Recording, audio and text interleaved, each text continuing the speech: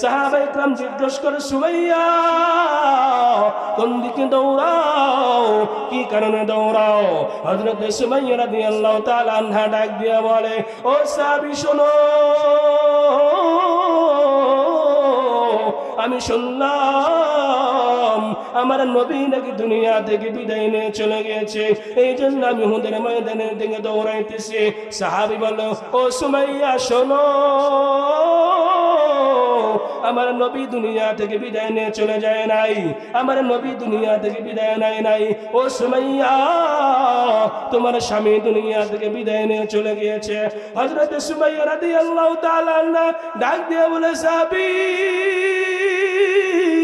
আমি আমার স্বামী দুনিয়া থেকে বিদায় নিয়ে চলে গিয়েছি কিনা এটা আমি জিজ্ঞেস করে নাই। ও সাহাবী, আমাকে বলো আমার নবী দুনিয়াতে বেঁচে আছেন কিনা? সাহাবী ডাক দিয়ে বলো, ও সুমাইয়া, তোমার পিতা দুনিয়া থেকে বিদায় নিয়ে চলে গিয়েছে। হযরত সুমাইয়া রাদিয়াল্লাহু তাআলা আনহা বলে, আমার পিতা দুনিয়া থেকে বিদায় নিয়ে চলে গিয়েছে কিনা আমি এটা জিজ্ঞেস করে নাই। সাহাবী ডাক দিয়ে বলো, সুমাইয়া, তোমার পিতাও দুনিয়া থেকে মারা গিয়েছে, তোমার স্বামীও দুনিয়া থেকে বিদায় নিয়ে চলে গিয়েছে, কিন্তু আমার নবী দুনিয়া থেকে বিদায় নেয় নাই। হযরত সুমাইয়া রাদিয়াল্লাহু তাআলা আনহার মনটা মানতেছে না। আবার জিজ্ঞেস করো, ও সাহাবী, আমার নবীর কি অবস্থা আমাকে বলো। ওই সাহাবী বলল, সুমাইয়া, তোমার সন্তান দুনিয়া থেকে বিদায় নিয়ে চলে গিয়েছে।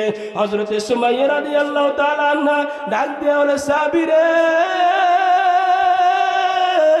আমার স্বামী দুনিয়া থেকে বিদায় নিয়েছে কিনা জিগাই নাই, আমার পিতা দুনিয়া থেকে বিদায় নিয়েছে কিনা জিগাই নাই, আমার সন্তান দুনিয়া থেকে বিদায় নিয়ে গিয়েছে কিনা জিগাই নাই। ও সাহাবী, তুমি আমাকে বলো আমার নবী বেঁচে আছেন কিনা? হযরত সাহাবী ডাক দিয়ে বলে, সুমাইয়া, আমি বুঝতে পারলাম তোমার মনটা কোনোভাবেই মানতেছে না। সুমাইয়া, আমার নবী দুনিয়া থেকে বিদায় নেয় নাই, আমার নবী ওই যে দেখো আসতেছে। হযরত সুমাইয়া রাদিয়াল্লাহু তাআলা আনহা ডাক দিয়া নবীর দরবারে হাজির। নবীর কাছে যাইয়া হযরত সুমাইয়া রাদিয়াল্লাহু তাআলা আনহা বলে, ওগো আল্লাহর পয়গম্বর, আপনি নাকি দুনিয়া থেকে বিদায় নিয়ে চলে গিয়েছেন। এই কথাটা শোনার পর আমি সুমাইয়া মানতে পারলাম না। হযরত সাহাবী আমাকে বারংবার বলেছেন, আপনি দুনিয়া থেকে বিদায় নেন নাই, কিন্তু আমার মনটা কোনোভাবেই মানতেছে না।